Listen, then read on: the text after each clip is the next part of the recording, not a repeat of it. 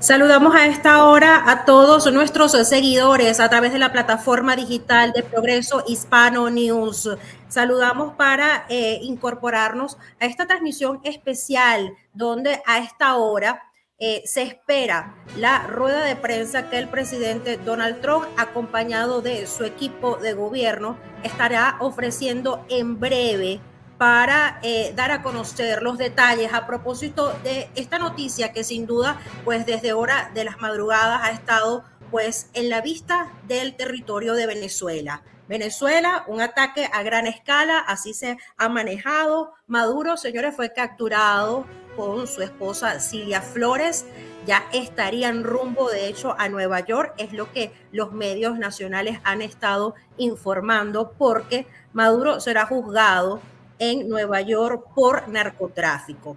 Es de recordar que también hemos hecho desde Charlotte, desde la ciudad de Charlotte, en Carolina del Norte, hemos estado contactando a diferentes voceros, al menos en la coordinación del Comando Venezuela en la ciudad de Charlotte, a cargo de su directora Daisa Jiménez. Están esperando instrucciones del subcomando porque la líder María Corina Machado se espera que también ofrezca declaraciones, es lo que se conoce, seguido de esta rueda de prensa que el presidente Donald Trump en breves minutos estará ofreciendo. Entonces vamos a estar también pendientes, ahí vemos en pantalla a través de la señal de Fox News, donde ya está listo allí todo para dar la conferencia de prensa del presidente Donald Trump. Es de destacar acá en la ciudad de Charlotte, donde hay concentrado un gran número de venezolanos, se estaría pues pasando a través de mensajes y ya se conoció de una suerte de convocatoria o concentración en el Romana Park, al frente del Truefield, espacio donde ha sido referencia para muchos venezolanos, recordando pues esa gran concentración del 24 de julio de 2024, día de las elecciones presidenciales, en donde democráticamente Edmundo González Urrutia, pues así declarado fue en acta, fue elegido como el presidente de Venezuela.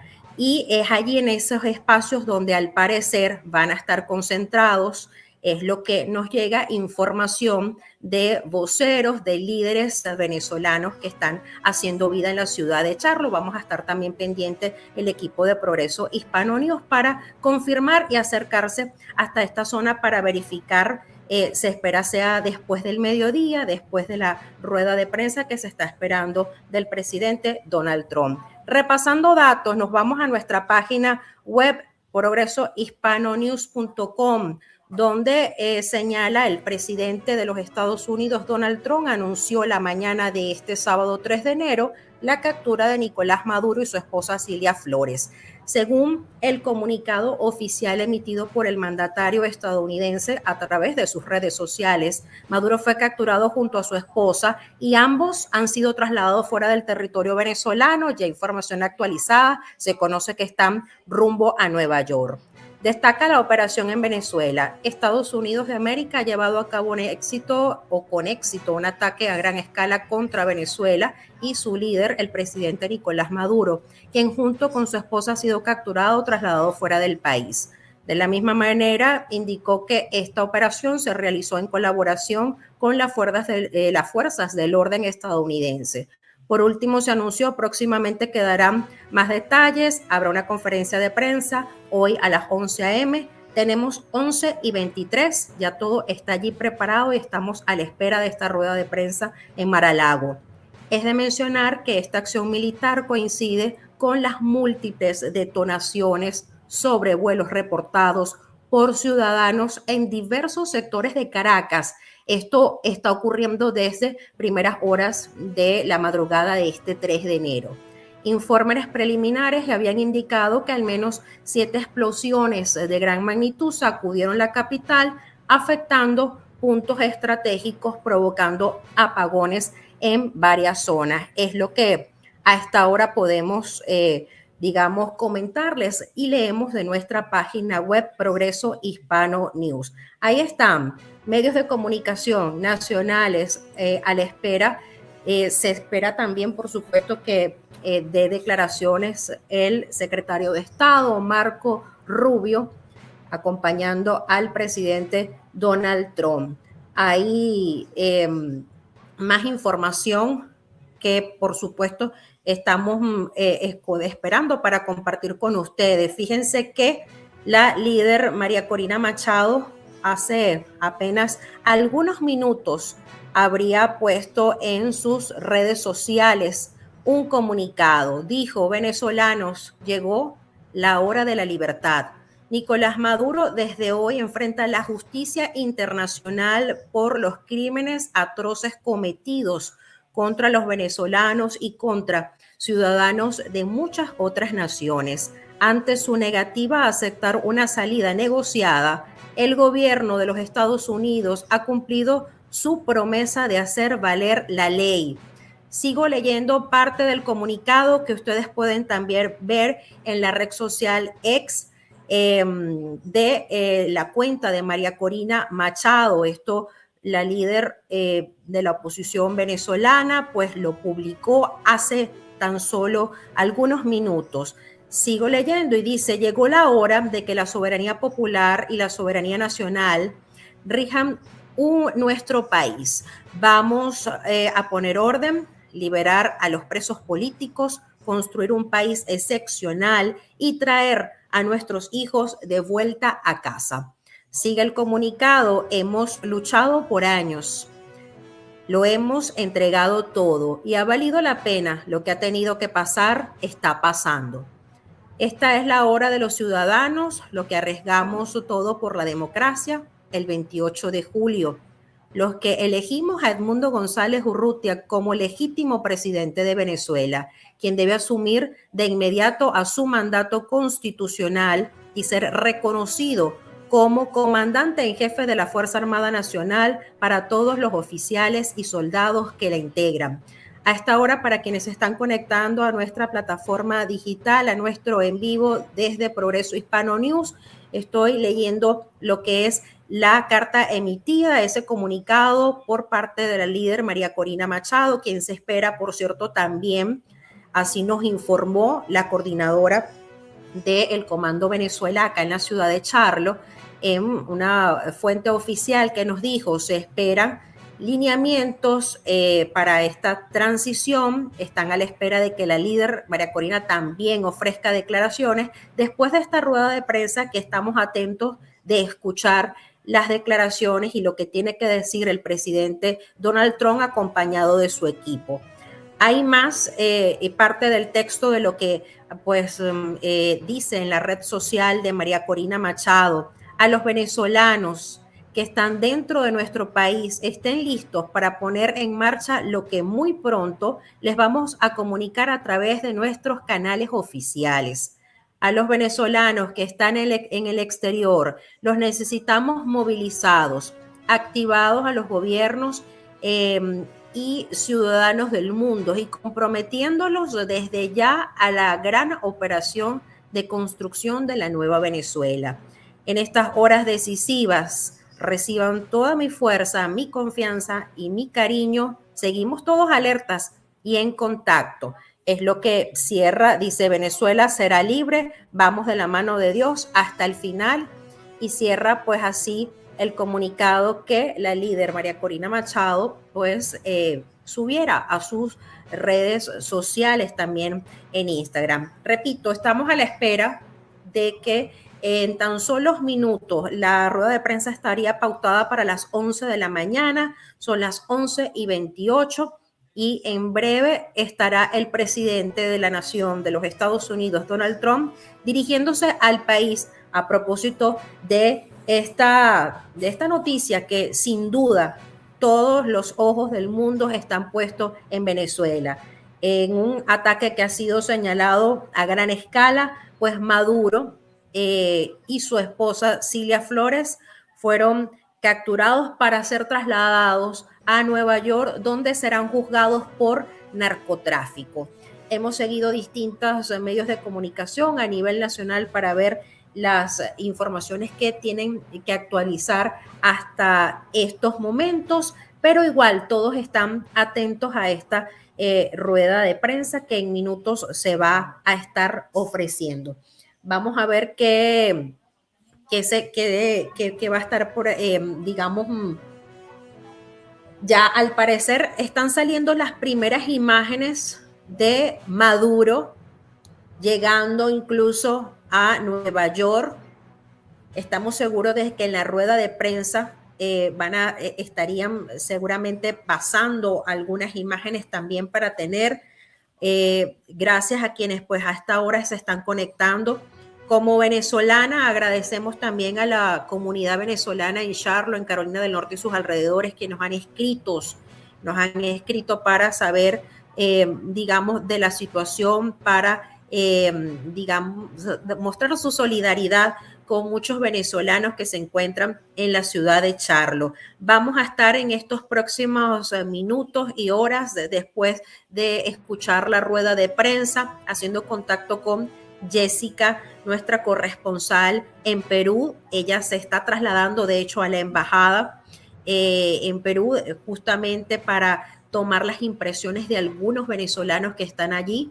También está Jean-Mibel Rosas desde Argentina, donde también se van a estar concentrando. Nos dijo Jean-Mibel que va a estar viajando al menos unas 2 horas hasta la capital, en el Obelisco, en una zona bien concurrida en Argentina, donde van a estar concentrándose. Y desde ya hemos visto también concentraciones en los Estados Unidos, en Miami, en zonas importantes donde se concentran los venezolanos justamente para celebrar este hecho histórico para los venezolanos, para el mundo entero. Hecho que, como muchos comentan, he estado esperando desde hace años, y este 3 de enero en la madrugada pues ha sorprendido al mundo entero con la captura de Nicolás Maduro y de Cilia Flores trasladados. Ahí están las imágenes que ustedes pueden ver, es lo que ya se están, digamos, generando las primeras imágenes a la llegada cerca de un helicóptero. No sabemos con precisión, pero es lo que se está ya, digamos, informando o conociendo a esta hora, a la llegada seguramente a Nueva York, tanto de Nicolás Maduro como Cilia Flores. Repito, estamos a la espera de esta rueda de prensa que va a estar ofreciendo el equipo del presidente Donald Trump, el presidente, para hablar al país. Se ha cuestionado mucho la decisión, si pidió o no permiso al Congreso. Se ha hablado y cuestionado, hay muchos analistas ya dando pues su parte. Sin embargo, lo que podemos decir a esta hora es que esperamos entonces esta rueda de prensa que en minutos va a estar ofreciendo y dando detalles. Se espera que también Marco Rubio, secretario de Estado, pueda hablar, quien ha sido sin duda una figura clave dentro de este proceso de diálogo y transformación, incluso pidiendo una transición pacífica en medio de todo esto que desde la madrugada de este 3 de enero se ha estado viviendo. Director, usted me indica si seguimos esperando. Ahí está nuevamente a todos pendientes los medios de comunicación allí desde Mar-a-Lago esperando. Ahí está ya el podio preparado, todo listo para que salga el presidente Donald Trump. Y vamos a repasar información importante que hemos también, pues desde muy temprano, desde que se conoció de este bombardeo y desde esta situación que en la madrugada, pues a muchos los agarró de sorpresa esta noticia a propósito de la captura de Nicolás Maduro y de Cilia Flores.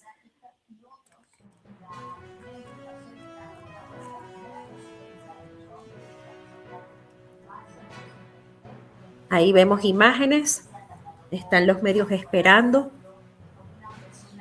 y compartimos con nuestra comunidad venezolana y comunidad en general a través de toda la plataforma de Progreso Hispano News. Vamos a estar pendientes para llevarles a ustedes información. Sabemos que hay una suerte de concentración que se estará realizando después o pasadas horas del mediodía, incluso después de que se dé la rueda de prensa del presidente Donald Trump.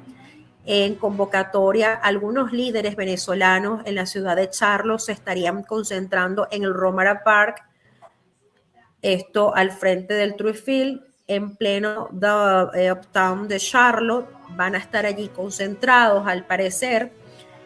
Vamos a ver, el equipo de Progreso Hispano va a estar cerca de las inmediaciones, acercándose para confirmar si esta concentración se va a estar dando. Y vamos a estar haciendo un repaso, al menos con nuestra corresponsal en Perú.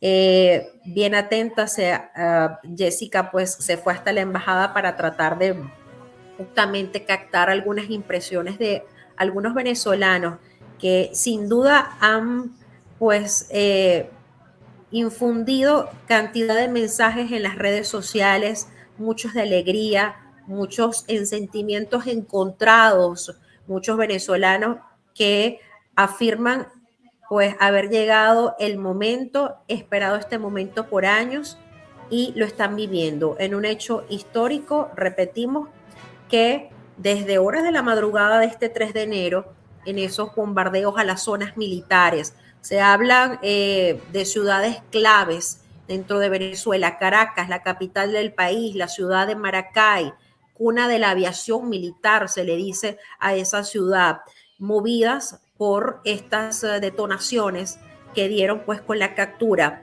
de Nicolás Maduro y de su esposa Cilia Flores. Allí sigan atentos los medios de comunicación. Ustedes pueden ver allí en esa pantalla en la que estamos pues transmitiendo en vivo y directo para Progreso Hispano News, sumándonos a esta plataforma o a este canal de Fox News que vamos a verificar en breve lo que tienen que decir para de más detalles de esta operación que, como destacan diferentes medios de comunicación, se habla de un ataque a gran escala. Por cierto, el presidente Donald Trump habría dicho también de una operación exitosa, calificándola como de exitosa. Y ya lo que se ha visto en algunos medios de comunicación y a la señal en la que estamos pues allí enlazados, justamente la imagen de Maduro, no sabemos cerca de un helicóptero, sabemos que está siendo pues trasladado hasta la ciudad de Nueva York y ahí está. Vamos entonces a esperar y en breve nos volveremos a conectar ya quizás con la transmisión directa de esta rueda de prensa que se esperaba fuera a las 11 de la mañana y aún no da inicio, pero seguramente en breve va a estar dando, pues ya va a comenzar esta rueda de prensa que encabezará el presidente Donald Trump, su equipo, y seguiremos monitoreando. Ok, vamos a tratar de conectar y enlazarnos con Jessica desde Perú. Seguramente está recogiendo impresiones de venezolanos. Acá dentro de los Estados Unidos, pues eso es lo que hemos estado repasando y viendo a través de los medios de comunicación nacional. Venezolanos concentrados, con alegría, han salido a celebrar este hecho histórico, este hecho que muchos han soñado indiscutiblemente desde hace años, denunciando tantas atropellos, tanta injusticia por parte del régimen venezolano, y hoy ven su sueño cristalizado con esta captura de Nicolás Maduro, trasladado, sacado de Venezuela y pues ahora va incluso a ser juzgado en Nueva York por narcotráfico. El equipo técnico, nuestro director, nos está diciendo que vamos a hacer el contacto con Jessica desde Perú. Mientras tanto, vamos a darle la oportunidad. Ahí está, ya apareció el presidente Donald Trump y vamos a dejar para escuchar sus declaraciones. Late last night and early today, at my direction, the United States Armed Forces conducted an extraordinary military operation in the capital of Venezuela. Overwhelming American military power, air, land, and sea, was used to launch a spectacular assault. And it was an assault like people have not seen since World War II. It was a force against a heavily fortified military fortress in the heart of Caracas to bring outlaw dictator Nicolas Maduro to justice. This was one of the most stunning, effective, and powerful displays of American military might and competence in American history. And if you think about it, we've done some other good ones, like the attack on Soleimani, the attack on al-Baghdadi, and the obliteration and decimation of the Iran nuclear sites just recently in an operation known as Midnight Hammer. All perfectly executed and done. No nation in the world could achieve what America achieved yesterday, or frankly in just a short period of time. All Venezuelan military capacities were rendered powerless as the men and women of our military, working with U.S. law enforcement, successfully captured Maduro in the dead of night. It was dark. The lights of Caracas were largely turned off due to a certain expertise that we have. It was dark and it was deadly. But captured along with his wife, Celia Flores, both of whom now face American justice. Maduro and Flores have been indicted in the Southern District of New York, Jay Clayton, for their campaign of deadly narco-terrorism against the United States and its citizens. I want to thank the men and women of our military who achieved such an extraordinary success overnight with breathtaking speed, power, precision, and competence. You rarely see anything like it. You've seen some raids in this country that didn't go so well. They were an embarrassment. If you look back to Afghanistan, or if you look back to the Jimmy Carter days, they were different days. We're a respected country again, maybe like never before. These highly trained warriors, operating in collaboration with U.S. law enforcement, caught them in a very ready position. They were waiting for us. They knew we had many ships out in the sea. We were just sort of waiting. They knew we were coming. So they were in a ready, what's called a ready position. But they were completely overwhelmed and very quickly incapacitated. If you would have seen what I saw last night, you would have been very impressed. I'm not sure that you'll ever get to see it, but it was an incredible thing to see. Not a single American service member was killed, and not a single piece of American equipment was lost. We had many helicopters, many planes, many people involved in that fight. But think of that, not one piece of military equipment was lost, not one service member was, more importantly, killed. The United States military is the strongest and most fearsome military on the planet by far, with capabilities and skills our enemies can scarcely begin to imagine. We have the best equipment anywhere in the world. There's no equipment like what we have, and you see that even if you just look at the boats. You know, we've knocked out 97% of the drugs coming in by sea. 90%. Each boat kills on average 25,000 people. We knocked out 97%.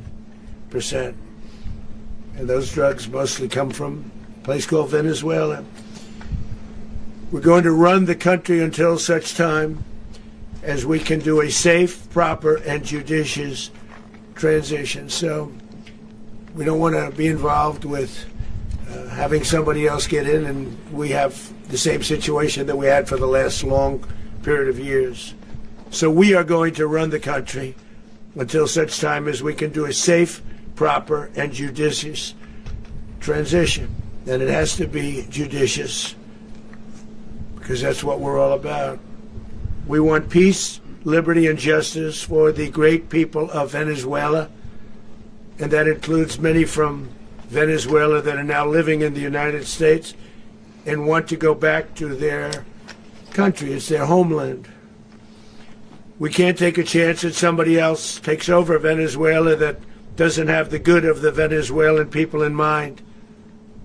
We've had decades of that. We're not going to let that happen. We're there now, and what people don't understand, but they understand as I say this, we're there now, but we're going to stay until such time as the proper transition can take place. So we're going to stay until such time as, we're going to run it essentially until such time as a proper transition can take place. As everyone knows, the oil business in Venezuela has been a bust, a total bust, for a long period of time. They were pumping almost nothing by comparison to what they could have been pumping and what could have taken place. We're going to have our very large United States oil companies, the biggest anywhere in the world, go in, spend billions of dollars, fix the badly broken infrastructure, the oil infrastructure, and start making money for the country.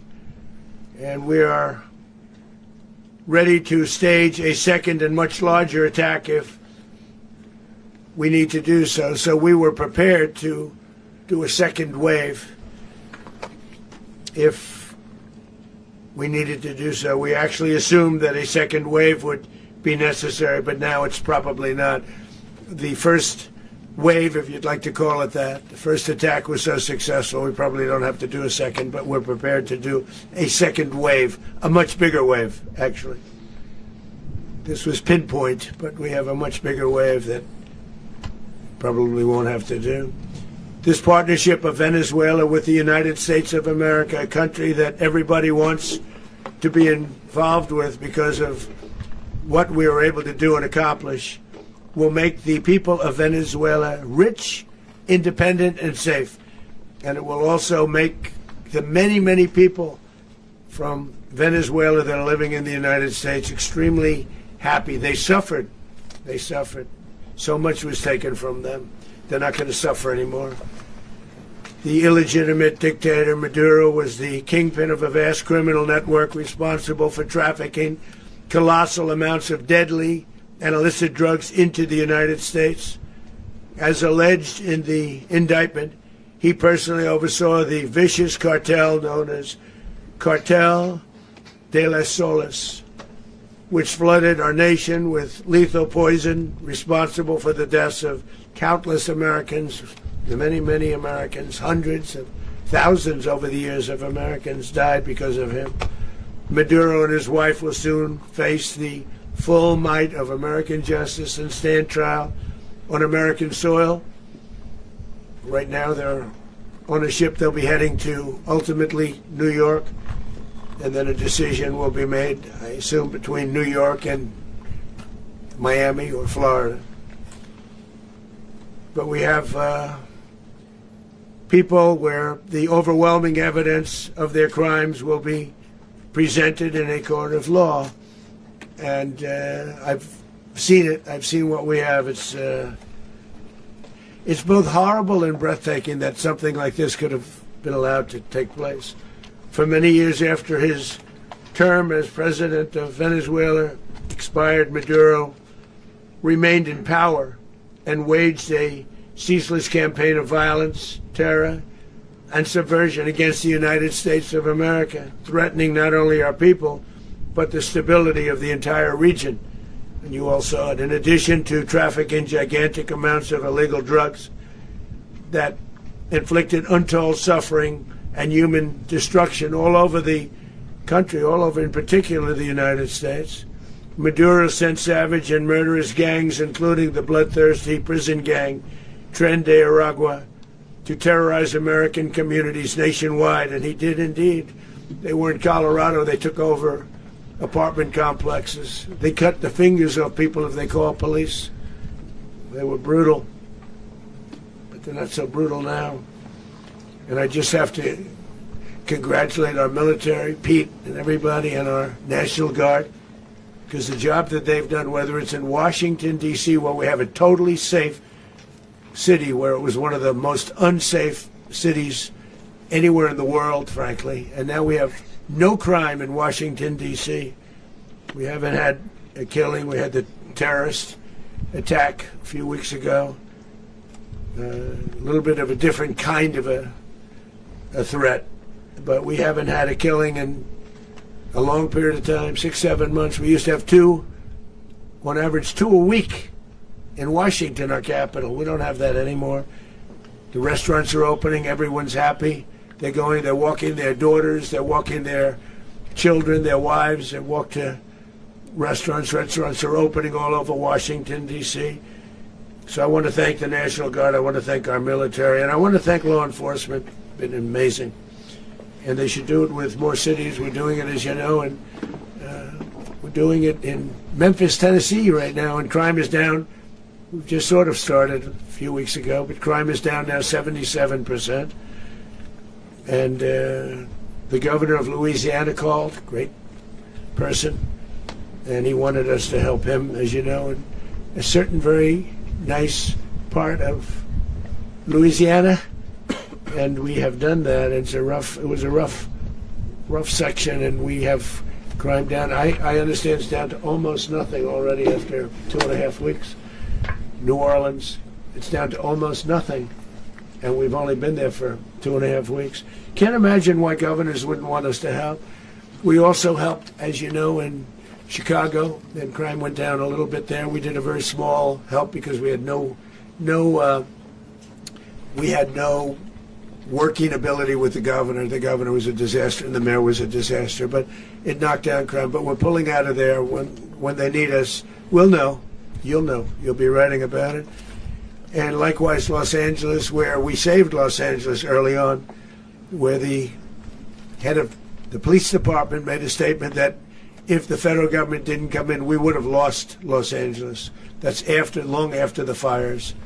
That's when they had the riots in Los Angeles. We did a great job. Got no credit for it whatsoever, but that's okay. It doesn't matter. We don't need the credit. But we'll be pulling out when they need us. They'll call, or we'll go back if we have to. We'll go back. But we did a great job in various cities. But the place that we're very proud of is Washington, D.C., because it's our nation's capital. We took it from being a crime-ridden mess to being one of the safest cities in the country. But the gangs that they sent raped, tortured, and murdered American women and children. They were in all of the cities I mentioned, Tren de Aragua. And they were sent by Maduro to terrorize our people, and now Maduro will never again be able to threaten an American citizen or anybody from Venezuela. There will no longer be threats. For years I've highlighted the stories of those innocent Americans whose lives were so heartlessly robbed by this Venezuelan terrorist organization. Really one of the worst. One of the worst, they say the worst. Americans like 12-year-old Jocelyn Nungary from Houston. Beautiful Jocelyn Nungary, what happened to her? They, as you know, they kidnapped, assaulted, and murdered by Tren de Aragua animals. They murdered Jocelyn and left her dead under the bridge. There was a bridge that will never be the same to so many people after seeing what happened. As I've said many times, the Maduro regime emptied out their prisons, sent their worst and most violent monsters into the United States to steal American lives. And they came from mental institutions and insane asylums. They came from prisons and jails. The reason I say both, they sound similar. Actually, prisons a little bit more hostile, a little bit tougher. A mental institution isn't as tough as an insane asylum, but we got them both. They sent from their mental institutions, they sent from their jails, prisons. They were drug dealers, they were drug kingpins, they sent everybody bad into the United States. But no longer, and we have now a border where nobody gets through. In addition, Venezuela unilaterally seized and sold American oil, American assets, and American platforms, costing us billions and billions of dollars. They did this a while ago, but we never had a president that did anything about it. They took all of our property. It was our property. We built it. And we never had a president that decided to do anything about it. Instead, they fought wars that were 10,000 miles away. We built Venezuela oil industry with American talent, drive, and skill, and the socialist regime stole it from us during those previous administrations, and they stole it through force. This constituted one of the largest thefts of American property in the history of our country. Considered the largest theft of property in the history of our country. Massive oil infrastructure was taken like we were babies, and we didn't do anything about it. I would have done something about it. America will never allow foreign powers to rob our people or drive us back into and out of our own hemisphere. That's what they did. Furthermore, under the now deposed dictator Maduro, Venezuela was increasingly hosting foreign adversaries in our region and acquiring menacing offensive weapons that could threaten U.S. interests and lives. And they used those weapons last night. Potentially in league with the cartels operating along our border. All of these actions were in gross violation of the core principles of American foreign policy, dating back more than 2 centuries. And not anymore. All the way back, it dated to the Monroe Doctrines. And the Monroe Doctrine is a big deal. But we've superseded it by a lot. By a real lot. They now call it the Monroe Document. I don't know. It's Monroe Doctrine. We sort of forgot about it. It was very important, but we forgot about it. We don't forget about it anymore. Under our new national security strategy, American dominance in the Western Hemisphere will never be questioned again. Won't happen. So just in concluding, for decades, other administrations have neglected or even contributed to these growing security threats in the Western Hemisphere. Under the Trump administration, we are reasserting American power in a very powerful way in our home region. And our home region is very different than it was just a short while ago. The future will be, and we did this in my first term. We had great dominance in my first term, and we have far greater dominance right now. Everyone's coming back to us. The future will be determined by the ability to protect commerce and territory and resources that are core to national security. These are core to our national security. Just like tariffs are, they've made our country rich, and they've made our national security stronger than ever before. But these are the iron laws that have always determined global power. And we're going to keep it that way. We will secure our borders. We will stop the terrorists. We will crash the cartels, and we will defend our citizens against all threats, foreign and domestic. Other presidents may have lacked the courage or whatever to defend America, but I will never allow terrorists and criminals to operate with impunity against the United States. This extremely successful operation should serve as warning to anyone who would threaten American sovereignty or endanger American lives. Very importantly, the embargo on all Venezuelan oil remains in full effect. The American Armada remains poised in position, and the United States retains all military options until United States demands have been fully met and fully satisfied. All political and military figures in Venezuela should understand what happened to Maduro can happen to them, and it will happen to them if they aren't just fair, even to their people.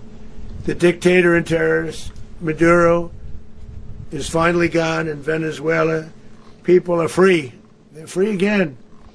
It's been a long time for them, but they're free. America is a safer nation this morning. It's a prouder nation this morning because it didn't allow this horrible person and this country that was doing very bad things to us. It didn't allow it to happen. And the Western Hemisphere is right now a much safer place to be. So I want to thank everybody for being here. I want to thank General Raisin Kane. He's a fantastic man. I've worked with a lot of generals. I worked with some I didn't like. I worked with some I didn't respect. I worked with some that just weren't good.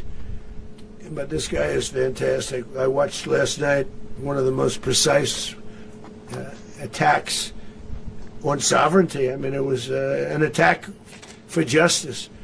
And I'm very proud of him, and I'm very proud of our Secretary of War, Pete Hegseth, who I'm going to ask to say a few words. Thank you very much. Thank you, Mr. President. Mr. President, can you explain how the U.S. will run Venezuela? Well, thank you, Mr. President. Finally, a commander-in-chief the world respects and the American people deserve. And as the President said, words can barely capture the bravery and the power and the precision of this historic operation. A massive joint military and law enforcement raid flawlessly executed by the greatest Americans our country has to offer. American warriors are second to none, the best in the world and the best of our country. What all of us witnessed last night was sheer guts and grit, gallantry, and glory of the American warrior. I'm simply humbled by such men, and I tip my hat to our chairman, Dan Raisin Kane, and all those Americans who stood watch last night. Our warriors are the elite of America, and again, President Trump has your back. No other country on planet Earth, and it's not even close, could pull this kind of operation off. And no other president has ever shown this kind of leadership, courage, and resolve. The most powerful combination the world has ever seen. As the President said, our adversaries remain on notice. America can project our will anywhere, anytime. The coordination, the stealth, the lethality, the precision, the very long arm of American justice, all on full display in the middle of the night. Nicolas Maduro had his chance, just like Iran had their chance, until they didn't and until he didn't. He effed around and he found out. President Trump is deadly serious about stopping the flow of gangs and violence to our country. Deadly serious about stopping the flow of drugs and poison to our people. Deadly serious about getting back the oil that was stolen from us. And deadly serious about reestablishing American deterrence and dominance in the Western Hemisphere. This is about the safety, security, freedom, and prosperity of the American people. This is America first. This is peace through strength. And the United States War Department is proud to help deliver it. Welcome to 2026, and under President Trump, America is back. I'd like to welcome now our Chairman Raisin Kane, to give a few more details about the operation. Mr. Chairman. Thank you, Mr. Secretary. Thank you, Mr. President, and good morning. Last night, on the order of the President of the United States, and in support of a request from the Department of Justice, as the President said, the United States military conducted an apprehension mission in Caracas, Venezuela, to bring to justice two indicted persons, Nicolas and Cecilia Maduro. This operation, known as Operation Absolute Resolve, was discreet, precise, and conducted during the darkest hours of January 2nd, and was the culmination of months of planning and rehearsal, an operation that, frankly, only the United States military could undertake. What I'd like to do this morning is talk to you through some of the preparation and the details without compromising any of our tactics, techniques, and procedures. There is always a chance that we'll be tasked to do this type of mission again. Our interagency work began months ago and built on decades of experience of integrating complex air, ground, space, and maritime operations. While the past 2 decades have honed the skills of our Special Operations Forces, this particular mission required every component of our joint force, with soldiers, sailors, airmen, Marines, and Guardians working in unison with our intelligence agency partners and law enforcement teammates in an unprecedented operation.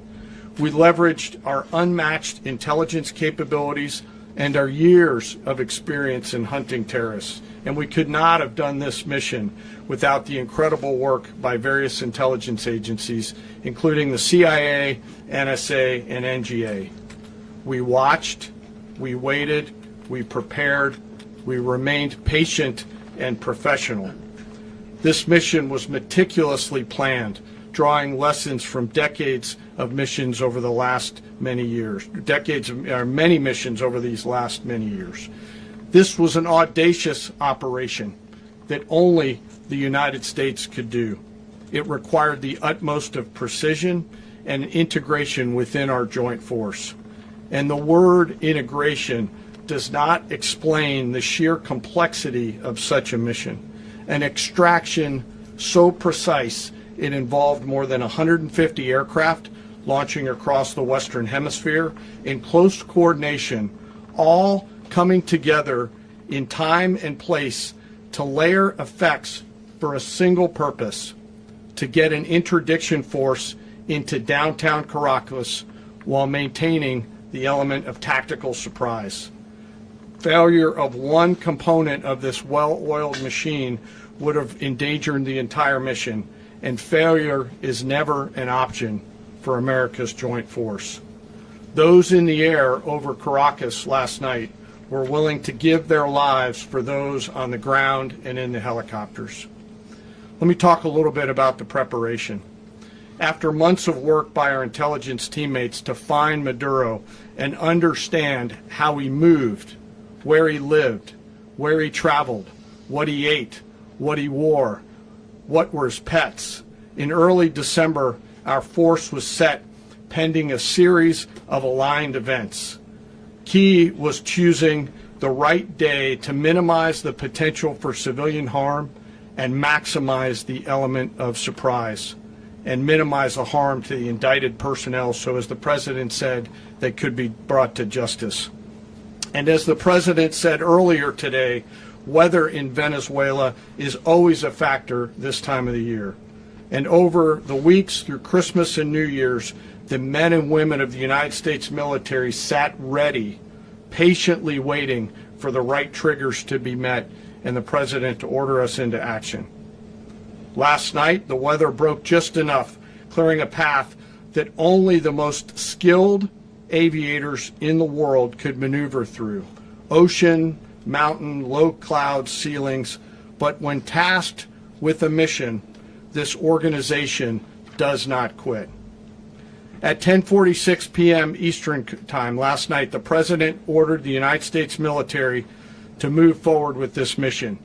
He said to us, and we appreciate it, Mr. President, good luck and Godspeed. And those words were transmitted to the entire joint force.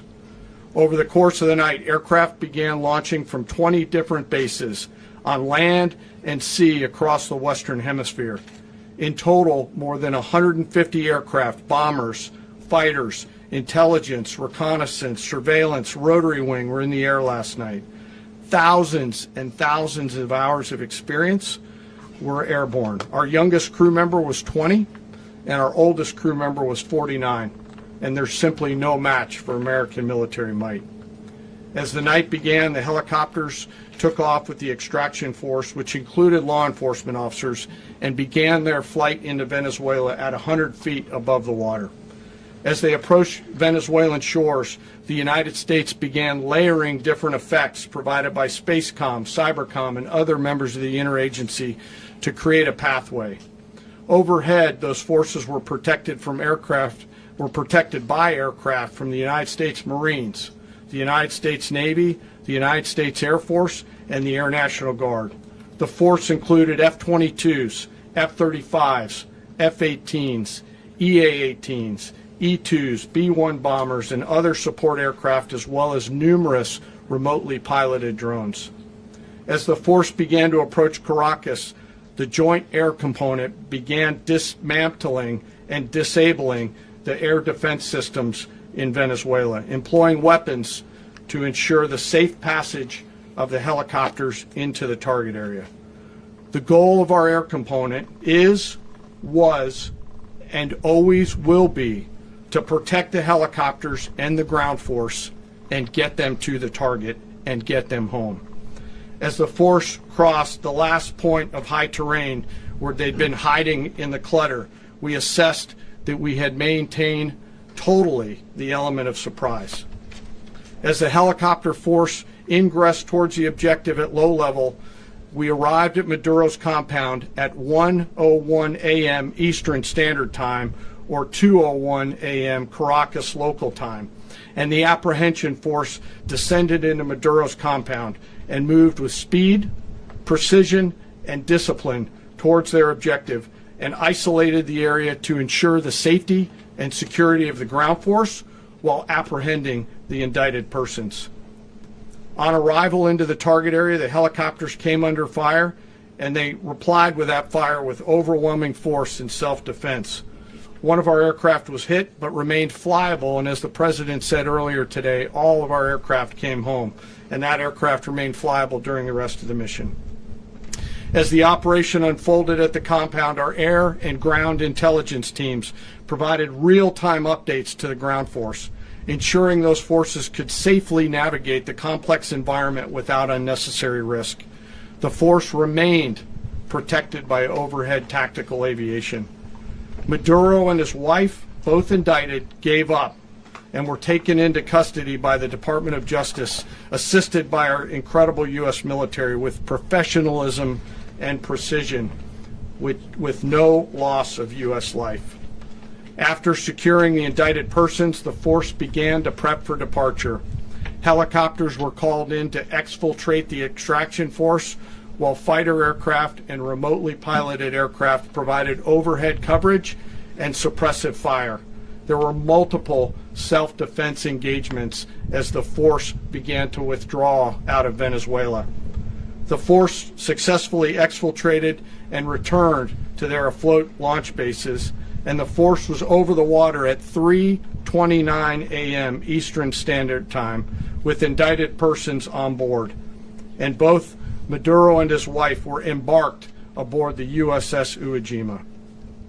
In closing, what we've witnessed today is a powerful demonstration of America's joint force.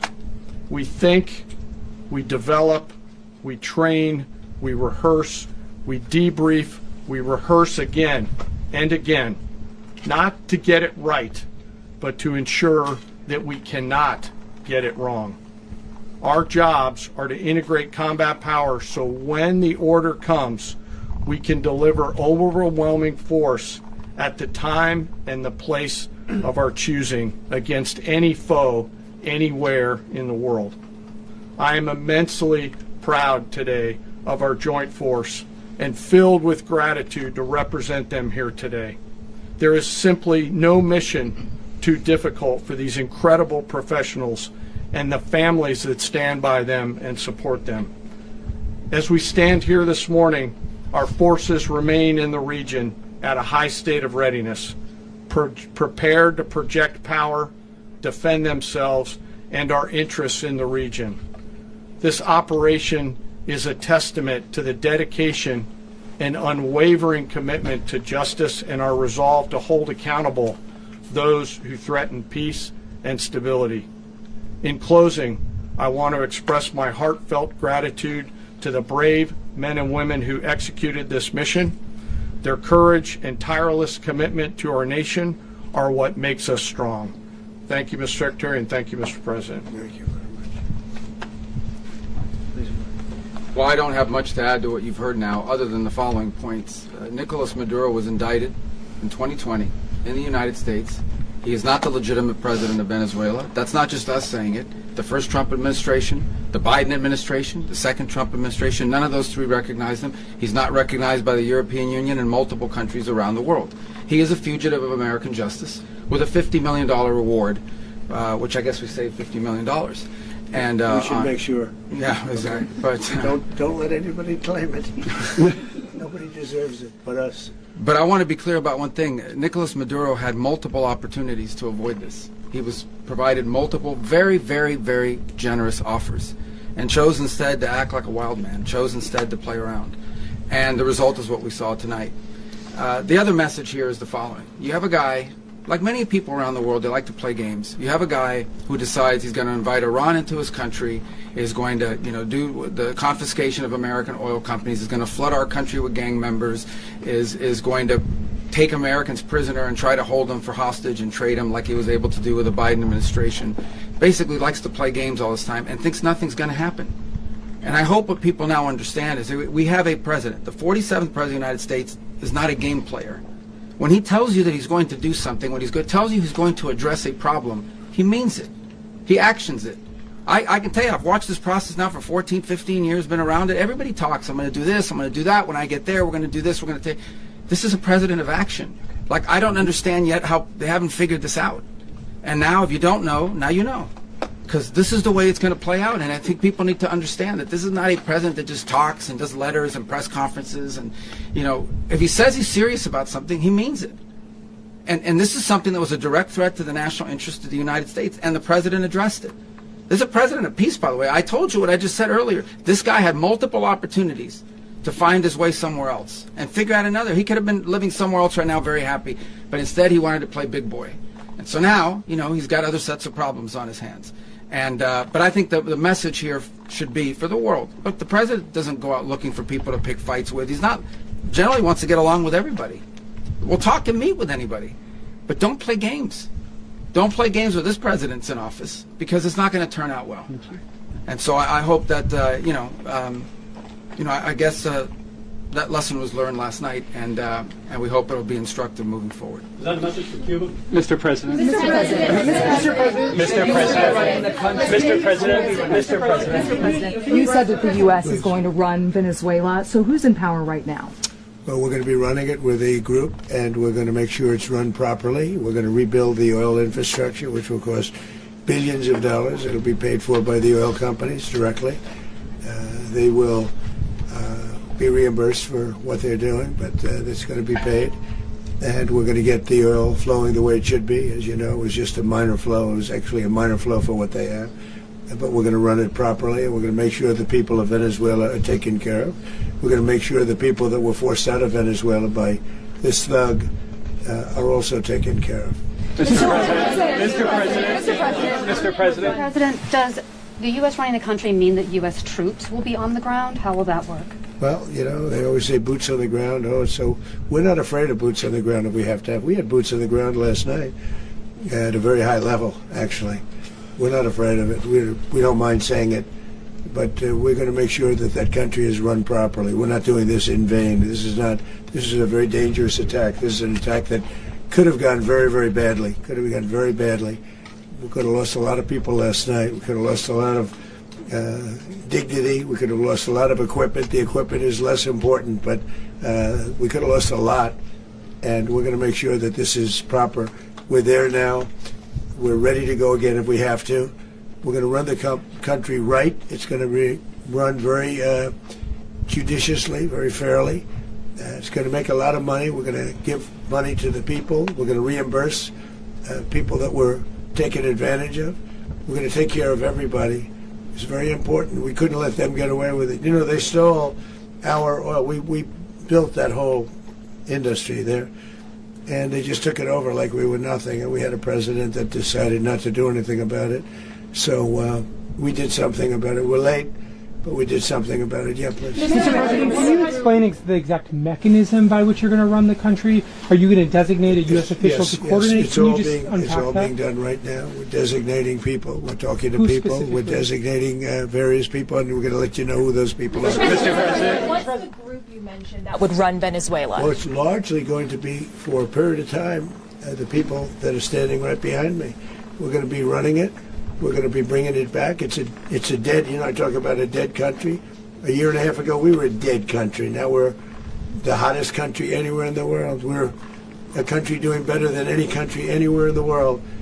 And it required leadership. Venezuela has a lot of bad people in there, a lot of bad people that shouldn't be leading. We're not going to take a chance that one of those people take over for Maduro. So you can look at, and others, we have fantastic people, including people in the military. So we're going to have a group of people running it until such time as it can be put back on track, make a lot of money for the people, and give people a great way of life, and also reimbursement for people in our country that were forced out of Venezuela. Mr. President, Rubio would be. You said earlier today that you weren't going to back Machado to come back and be the opposition leader in your Fox and Friends interview. And then you also mentioned the vice president of Venezuela. Are you going to work with the vice president of Venezuela, or how do you foresee the relationship Well, going? I understand she was just sworn in, but she was, as you know, picked by Maduro. So Marco's working on that directly. Just had a conversation with her, and she's essentially willing to do what we think is necessary to make Venezuela great again. Very simple. Mr. President, Colombian President Gustavo Petro, a couple weeks ago, you said he's got to watch his ass. And today he said he's not concerned about anything happening to him in the aftermath of this operation. So just what your message is Well, about he that. has cocaine mills. He has factories where he makes cocaine. And yeah, I think I stick by my first statement. He's making cocaine. They're sending it into the United States. So he does have to watch his ass. Mr. President, Did you notify any members of Congress in advance? Marco, do you want to talk about that? Because you were involved in it. Sure. We call members of Congress immediately after. This was not the kind of mission that you can do congressional notification on. It was a trigger-based mission in which conditions had to be met night after night. We watched and monitored that for a number of days. So it's just simply not the kind of mission you can call people and say, hey, we may do this at some point in the next 15 days. But it's largely a law enforcement function. Remember, at the end of the day, at its core, this was an arrest of 2 indicted fugitives of American justice, and the Department of War supported the Department of Justice in that job. Now, there are broader policy implications here, but it's just not the kind of mission that you can pre-notify because it endangers the mission. Plus, if I could add one thing to that, Congress has a tendency to leak. This would not be good. If they leaked, General, I think it would have been maybe a very different result. But I have to say, they knew we were coming at some point, A lot of ships out there, they sort of knew we were coming. But Congress will leak, and we don't want leakers. Mr. President, you were one of the only people to watch this all play out live. What was Maduro doing when the U.S. forces entered what I assume would be his home? And also, was there any point where the U.S. was considering if Maduro pushed back or resisted killing Maduro? It could have happened.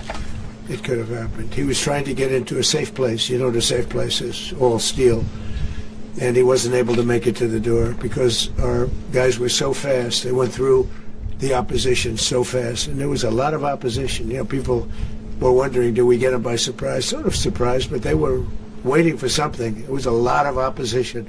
There was a lot of gunfire. You saw some of it today.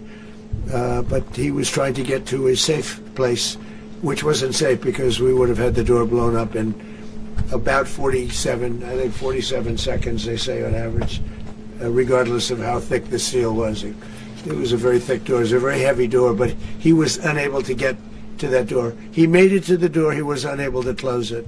So where's Maduro going to be? Go ahead, finish. Where is Maduro going to be in the time being right now? Do you know his exact Well, whereabouts? eventually, ultimately, in the near future, he's going to be brought to New York. And where is he going to be held? Where is he going to be held in New York? Do you know? That's going to be up to the officials that do these things. Mr. President, the U.S. has something of a mixed track record of ousting dictators without necessarily a plan for what comes afterwards. Did that weigh on your decision Well, that's making? why we had different presidents, but with me, that's not true. With me, we've had a perfect track record of winning. We win a lot, and we win. If you look at Soleimani, you look at al-Baghdadi, you look at the Midnight Hammer. Midnight Hammer was incredible. Right now, you wouldn't have peace in the Middle East. We have essentially peace in the Middle East because of that. If we weren't successful with Midnight Hammer, you wouldn't have peace in the Middle East. So, with me, you've had a lot of victory. You've had only victories. You've had no losses. Yeah. Mr. President, can you?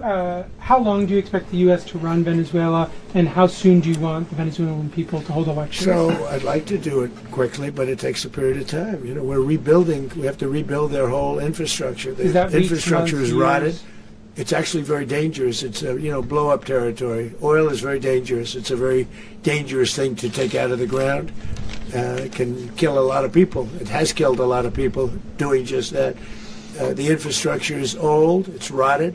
Much of it is stuff that we put there 25 years ago, and we're going to be replacing it, and we're going to take a lot of money out so that we can take care of the country. Are you saying that Secretary Rubio and Mr. President, China, Russia, and Iran have interests in Venezuela. How does this operation affect your relationships with them when Well, it comes to the in oil terms of China drugs? and Russia, Russia when we get things straightened out. But in terms of other countries that want oil, we're in the oil business. We're going to sell it to them. We're not going to say we're not going to. In other words, we'll be selling oil, probably in much larger doses because they couldn't produce very much because their infrastructure was so bad. So we'll be selling large amounts of oil to other countries, many of whom are using it now, but I would say many more will come. Are you saying that, Mr. President, are you saying that? Oh, Mr. President, thank you. What is your message to the people of Venezuela today? Of course, the civilian population specifically, they have a lot of questions. What is your message to the people of Venezuela? That you're going to have peace, justice. You're going to have some of the riches that you should have had for a long period of time. It was stolen from you. But you're going to have peace and you're going to have safety. You're going to have justice. You're going to have a country. You're going to have a real country. You're going to have potentially a great country. You know, if you go back 20 years, maybe even a little longer ago, that was a great country. And they destroyed it. Remember I said that if we lose this election, the United States will be Venezuela on steroids. That's what would have happened. Had we lost the election, the 2024 election, we suffered so badly. When you look at the border from 2020, what they did, what Joe Biden administration did to our country should never be forgotten. But if we had to go through another year of that, we would be exactly where Venezuela was in terms of, I used to say, if they win, we're going to be Venezuela on steroids, and that's what would have happened. President, thank you. Are you saying that Secretary Hegseth and Rubio are going to be running Venezuela, and will you be sending in U.S. military They're going troops to be a team that's working with the people of Venezuela to make sure that we have Venezuela right. Because for us to just leave, who's going to take over? I mean, there is nobody to take over. You have a vice president who's been appointed by Maduro.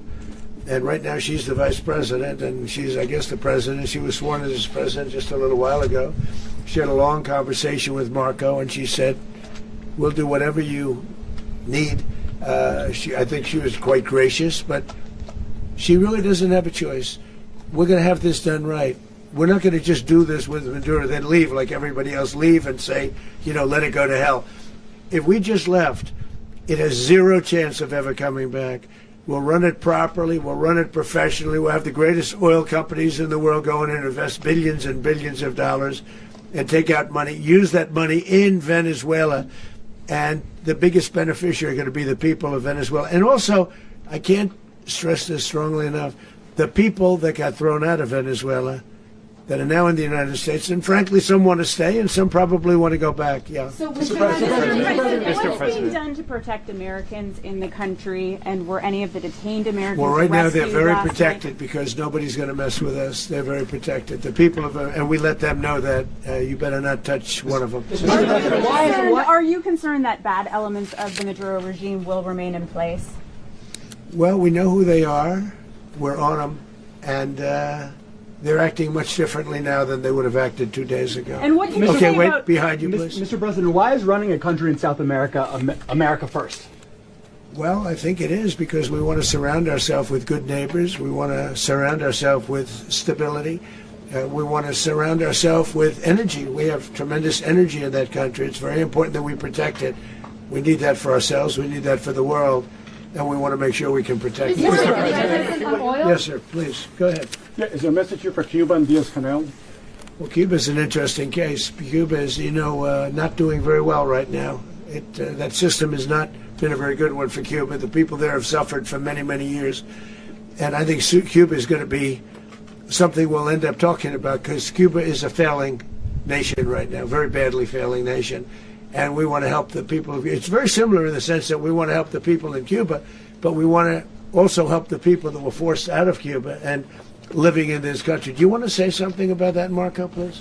Well, I mean, I just gave you a statement a few minutes ago about, you know, when the president speaks, you should take him seriously. So suffice it to say, you know, Cuba is a disaster. It's run by incompetent senile men, and in some cases not senile but incompetent nonetheless. It has no economy. It's in total collapse. And by the way, they were, all the guards that helped protect Maduro, this is well known, their whole spy agency, all that were full of Cubans. I mean, it's amazing. This poor island took over Venezuela in some cases. One of the biggest problems the Venezuelans have is they have to declare independence from Cuba. They tried to basically colonize it from a security standpoint. So, yeah, look, if I lived in Havana and I was in the government, I'd be concerned, at least a little bit. Are you cutting off the oil flow to Cuba from Venezuela? Well, the president already announced a week ago that anything that's sanctioned, it's sanctioned oil, it's not going to be allowed to get there. So that's an increase. The answer is yes. Mr. President, Is the U.S. aware of the location of opposition leader Machado, and have you been in contact with her? No, we haven't. No, we haven't. Mr. President, on Monday. Oh, I think it would be very tough for her to be the leader. She doesn't have the support within, or the respect within the country. She's a very nice woman, but she doesn't have the respect. Mr. President, is it possible that the U.S. ends up administrating Venezuela for years? Well, it won't cost us anything because the money coming out of the ground is very substantial, so it's not going to cost us anything. So the U.S. isn't going to dedicate we will. Money to... Well, we want safety there. We want to be surrounded by countries that aren't housing all of our enemies all over the world. That's what was happening, and you don't want to have that. But we're going to be rebuilding, and we're not spending money. The oil companies are going to go in. They're going to spend money. We're going to take back the oil that, frankly, we should have taken back a long time ago. A lot of money is coming out of the ground. We're going to get reimbursed for all of that. We're going to get reimbursed for everything that we spend. So it's going to be a very important. This is a very big evening that took place last night. We have to be surrounded by safe, secure countries, and we also have to have energy. Very important. We have to have energy that's real energy, not where they're getting 4% and 5% of the energy out of the ground. You take a look, it was such a disaster. So what's going to happen with Venezuela, I think, over the next period of a year is going to be a great thing. And the people of Venezuela will be the biggest beneficiaries. Mr. President, U.S. military. Mr. President, thank you. What did you last speak to Maduro about when you spoke? And is the Well, I don't want to get into the conversations, but I did have conversations with him, and I said, you got to surrender. And I actually thought he was pretty close to doing so, but now he wished he did, yeah. Mr. President, can you explain, you said that Maduro is responsible for drug trafficking. You recently pardoned the former president of Honduras who was convicted of many drug trafficking. Can you explain how these two situations are different? And would you ever pardon Maduro? I endorsed, as you know, the winning president, the man who won in Honduras. I endorsed the man who won in Chile. I endorsed the man who won in Argentina. And we are doing very well with that whole group. What the man that I pardoned was, if you could equate it to us, he was treated like the Biden administration treated a man named Trump. That didn't work out too well for them. This was a man who was persecuted very unfairly. He was the head of the country. He was persecuted very unfairly. And there are a number of them. And we felt that it was a very unfair situation that happened to him. He's also a party member of the man who won. So obviously the people liked what I did. And one of the reasons that was done is because of the fact that the party in power felt very strongly that that man was treated very badly. I studied it very quickly, and then I studied it in great detail. I went to a lot of the people standing behind me, and they felt that that man was persecuted and treated very badly. That's why I gave him a pardon. Mr. President, you referenced boots on the ground earlier. Can you just sort of button this up? Do you envision the U.S. military having a presence in Venezuela as the U.S. runs that country? Well, no, we're going to have a presence in Venezuela as it pertains to oil, because we have to have, we're sending our expertise in.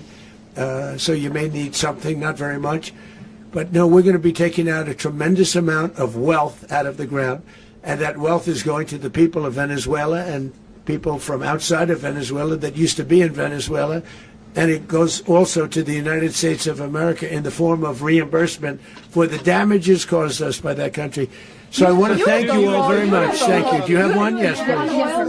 You were so nice before. I'm going to give you the final question. Go Thank ahead. you, Mr. Unless it's a President. bad question, in which case I'll go one more. It's about who? It's about Putin, if you want. About Putin. Well, Okay. that's always nice. You had to a talk phone. about Putin. You had a phone call with him Yeah. on Monday. Did he talk at all about Maduro? Did y'all talk about this? No, we didn't. And We then- never spoke about Maduro. Are you mad at him right now? I mean, there's this I'm not intelligence. thrilled with Putin. I'm not thrilled with Putin. He's killing too many people. There was that I intelligence. thought that would be so. I settled 8 1/4 war. You know what the 1/4 was? Thailand and Cambodia. I did it again. They broke out, and I did it in about 5 hours, and I settled it. I'm giving myself 1/4, so I'm up to now 8 1/4. In other words, I settled the war, but then they broke out. They had a pretty bad breakout over the last 4 days. I got them to go back to peace. So I only give 1/4. I thought the easiest one would be, one of the easier ones would be Russia, Ukraine. It's not. And they both have done some pretty bad things. And look, that's Biden's war. That's not my war. But I want to stop the lives. Did you see where last month, 30,000, it was 27,000 the month before. 30,000, mostly soldiers, were killed this last month. 30,000. I want to stop that. You know, I got NATO to pay 5% instead of the 2% that they weren't paying. They weren't paying 2, now they pay 5. And we send them a lot of munitions, we send them a lot of things, missiles and various other things, a lot. And they pay. The United States is not losing money. We're probably making money on that. It's the last thing I care about. I just want to stop all those people. We're losing 25, 30,000 human beings that come from 2 places that are very far away. But if I can stop, because it's something I've been pretty good at doing, deals, I guess. It's all a deal. Life is a big deal. But if I can stop that war and stop 30,000 young people, in addition to the fact that people are being killed in Kiev, people are being killed in other cities, you know, a much smaller number, but they're being killed, viciously killed. So I'm not happy about it. I thought that would be something that would get solved. We have Mr. Witkoff here. I think that we're making progress, but that's a war that should have never happened. If I were president, it would have never happened. Putin says it. Everybody says it. If I were president, that would have never happened. But I inherited that war. That was Joe Biden, Zelensky, and Putin. I came into the situation, and it's a mess. And I will say this. I watched an operation last night that was so precise, that was so brilliant. I mean, it was incredible. If we had our people, like this general, and our people involved, that war would not have gone on very long, that I can tell you. You told me That war, to use an old term, that war has become a bloodbath. And we want it to get stopped. Thank you very much. Concerned a rogue Venezuelan general to take over the country. Can you talk about your conversation with the vice president? Bien, acaba de concluir la rueda de prensa que ofreció el presidente de los Estados Unidos, Donald Trump, en conjunto con su equipo de gobierno, entre ellos el secretario de Estado, Marco Rubio, también acompañado del comandante en conjunto, justamente pues para repasar en detalles todo lo que fue la captura de Nicolás Maduro y su esposa Cilia Flores en una operación martillo de medianoche, como ha sido pues llamada. Hay mucho que decir a propósito de lo declarado por el presidente Donald Trump y su equipo de gobierno, pero nosotros tenemos a Jessica, nuestra corresponsal en Perú, allí atenta para darnos su reporte a propósito de todo lo que está ocurriendo en concentraciones de venezolanos en todo el mundo. Jessica, desde Perú. Hola Jessica, buenas tardes. ¿Qué nos tienes que decir a esta hora?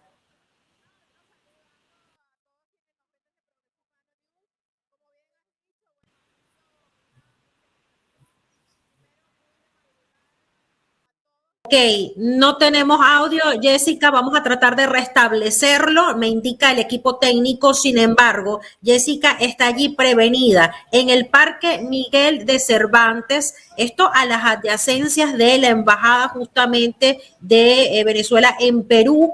Es así y va a estar con nosotros nuevamente dándonos este contacto cuando se restablezca ese audio y nos indica nuestro director. Entre tanto, le sigo comentando a ti y a Jessica y a todo el público de Progreso Hispano News, a nuestra audiencia que hasta ahora nos sigue, de esta operación Martillo de Medianoche que el presidente Donald Trump ha calificado de espectacular, un asalto exitoso, nunca antes visto, al menos desde la Segunda Guerra Mundial, así lo dijo el presidente de los Estados Unidos.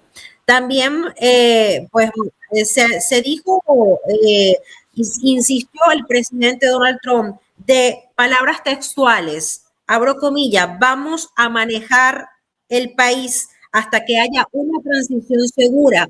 Es lo que ha dicho el presidente Donald Trump. Incluso en la rueda de prensa, preguntas que le hacían sobre este punto, cómo se va a manejar el país, es decir, a Venezuela. Está pendiente también una intervención o siguen las intervenciones en la petrolera de Venezuela.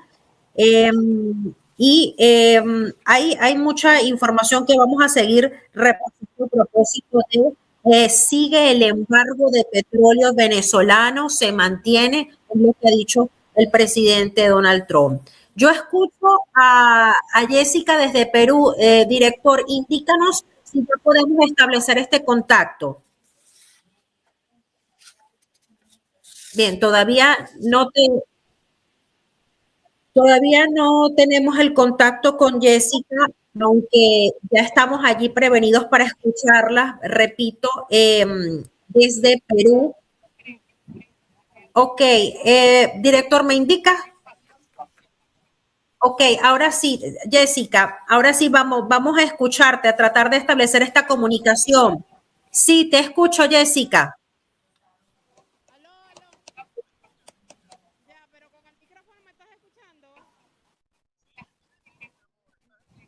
En vivo, Jessica. Coméntanos desde dónde estás.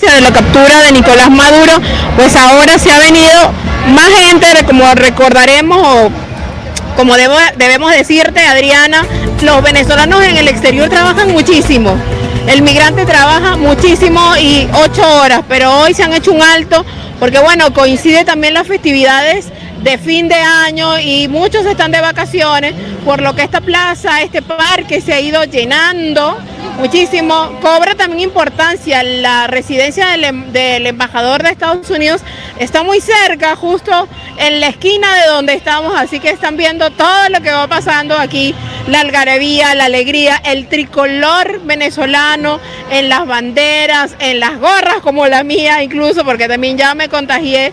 Y bueno, ha sido una suerte de alegría al principio, un poco como de no sabía qué pasaba, muchos sentimientos encontrados, alegría, frustración, incertidumbre incluso con la familia, pues que muchísimos venezolanos tienen allá en Venezuela. Pero bueno, hoy es un día de celebración, como ha dicho, incluso lo decía Oscar Pérez, es un tiempo de alegría, pero también un tiempo de llevar con calma todo. En este momento vemos que está llegando la policía a resguardar también estos espacios. Ya ha habido, digamos que bueno, todo se ha dado con mucha alegría, no ha habido ninguna novedad aquí, los venezolanos siguen, seguramente quizás hasta la noche, hasta hace unos momentos se escuchaba todavía lo que ha sido esta rueda de prensa del presidente Donald Trump de Estados Unidos para saber mayores detalles. Lo ha dicho el presidente Donald Trump, los venezolanos van a tener al presidente por el cual votaron. También ha dicho que bueno, se va a trabajar con María Corina Machado, pero bueno, todo, yo creo que es una suerte, Adriana, también de esperar que las horas pasen, ¿no? Ya va bajando la burbuja de las emociones, estamos escuchando a lo lejano fuegos artificiales, porque bueno, muchos venezolanos me han saludado. Feliz año, porque ahora sí comienza un feliz año para los venezolanos, pero hay que llevarlo con calma. También debo decirte, Adriana, que la Cancillería del Perú ha publicado un comunicado, ya se los voy a leer un poco, dice, el gobierno de Perú respecto a los hechos ocurridos esta madrugada en la República Bolivariana de Venezuela, que culminaron con la captura de Nicolás Maduro, declara lo siguiente: el Perú reafirma su compromiso con los principios de los derechos internacionales y de la Carta de Naciones Unidas respecto al mantenimiento de la paz, la preservación de la seguridad y la solución pacífica de las controversias internacionales.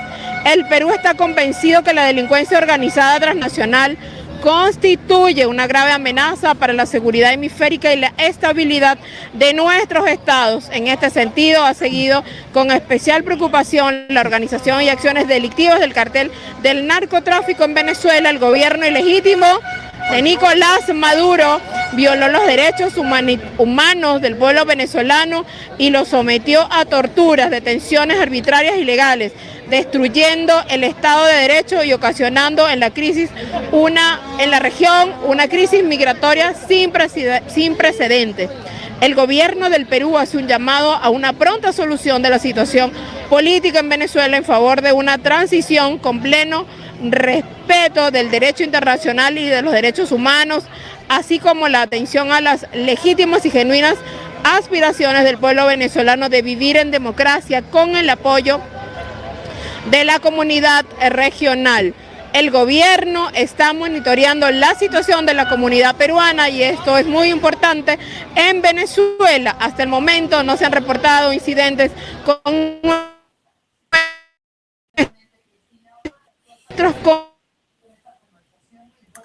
Bien, escuchamos allí pues llegando mayor cuerpo de seguridad, la policía ahora mismo está llegando. Voy a voltear para que veas, Adriana, lo que está pasando en este momento aquí en la plaza. Está llegando la policía, va a resguardar, me imagino, los espacios, ¿no? Pero los venezolanos se encuentran tranquilos, en honor a la verdad. Solamente hay un ánimo y un ambiente de alegría, de celebración que nos imaginamos, como bien ha hecho el llamado la líder María Corina Machado a celebrar en los diferentes países donde se encuentra. Quisiera tener a Oscar Pérez, a ver si lo podemos tener, el presidente de Unión Venezolana, que es la organización o la ONG más grande de venezolanos aquí en el Perú. Él nos decía unas palabras muy importantes, exhortando pues a la calma también, a que la alegría se debe tomar también con calma. Los venezolanos están muy alegres, de verdad que desborda. Yo creo que en principio nadie se lo creía desde la madrugada, hasta que sale Delcy Rodríguez a pedir la fe de que el dictador Nicolás Maduro está vivo.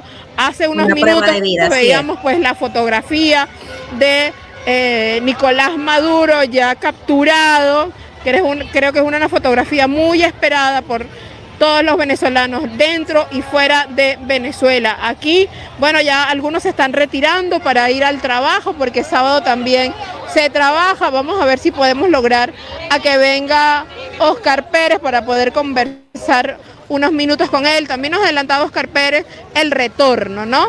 El retorno, nos decía que quizás iba a hablar con María Corina Machado para ver esos planes que se deberían llevar. Muchos han dicho, vendemos todo y nos vamos, la verdad, ¿no? Otros no, lo han tomado con más calma. Hay algunos que ya han hecho vida aquí, empresarios que ya tienen varias empresas, digamos que ya tienen las raíces hechas en Perú, venezolanos que han construido, venezolanos que han aportado a la economía del Perú. Hoy están muy contentos, ¿no? Porque el Perú también los ha recibido y el agradecimiento también es importante. Vamos a No conseguiste a Oscar, no conseguiste a Oscar. Sí, ya viene. Vamos, ya está aquí Oscar Pérez para que pueda conversar con nosotros. Hola. Vamos a entrar unos minutos, estoy en vivo, un minuto nada más. Para Estados Unidos, Oscar, un ratito. Oscar, un ratito, unos minutos nada más. Oscar Pérez para Progreso Hispano News de Carolina del Norte. Oscar, un saludo desde aquí, desde Perú. ¿Y qué van a hacer los venezolanos que viven aquí en el Perú, los venezolanos que viven en el exterior? Mire, en primer lugar, agradecer a ustedes que siempre están tan pendientes de lo que pasa, no solamente con Venezuela, sino con la diáspora de manera bien particular. Y hoy, en este día tan especial, en donde mostramos nuestra satisfacción con la captura del criminal de Nicolás Maduro y que obviamente ahora tendrá que enfrentar los cargos que la Fiscalía de los Estados Unidos le está imputando y que obviamente lo que no pudo hacerse en Venezuela ahora será en Estados Unidos, pero además algo importante, Nicolás Maduro tiene una causa abierta en la Corte Penal Internacional por delitos de lesa humanidad, así que el futuro de Nicolás Maduro es bien incierto para él, ¿no? Lo que me comentabas más temprano, el retorno de los venezolanos. Mira, ya los venezolanos están pensando en volver. Yo sé que eso no va a ser tan rápido porque hay una realidad también que se impone, que es la realidad económica, y obviamente que eso va a ser progresivo, y allí esperamos poder ayudar de igual forma a nosotros en ese retorno para que sea ordenado y con garantías y oportunidades. Oscar Pérez vuelve a Venezuela. Claro, por supuesto, pero no voy a dejar mi rebaño solo. Muy bien, muchísimas gracias a Oscar Pérez, bueno, por compartir estos minutos también desde Lima, Perú. Adriana, si tienes alguna pregunta.